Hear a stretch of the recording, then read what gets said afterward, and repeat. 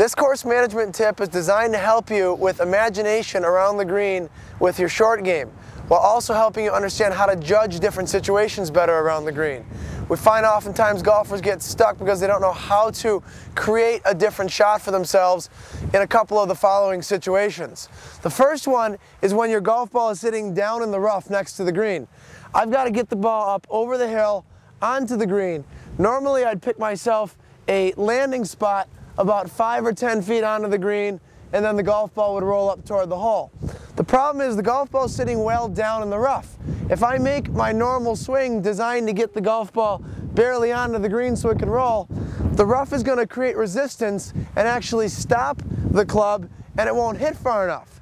So what you have to do is you have to imagine a new shot in your head. You actually have to account for the fact that this thick grass is going to stop the club. By doing this, or how you do this, is you take your normal landing spot and you actually increase the length of where you're going.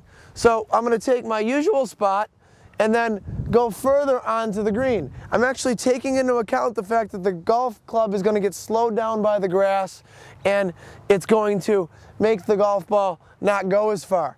So I'm going to pick my normal spot, which is about 5 or 10 feet onto the green, and I'm going to change it. I'm actually going to make it deeper or further into the green. Again, the reason I'm doing this is because as I hit the golf ball, all this grass back here is going to slow the club down.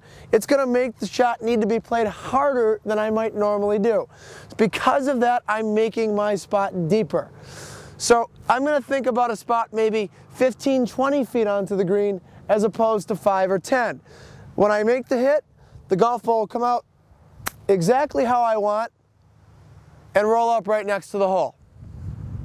We're up on the green to help illustrate the point a little better. This would be my normal landing spot, about 5 or 10 feet onto the green. Again, the normal landing spot if the golf ball was sitting up in the grass, not down. Over up into here, about 15, 20 feet on the green, is the new spot that I'm imagining. Again, we talked about being creative. Think of a new spot. When your ball's down in the rough, 15, 20 feet further is good. That way the golf club will get slowed down through impact and the ball will land exactly how you want it. So change your spot, think further, and make yourself a new shot when the golf ball's sitting down in the rough.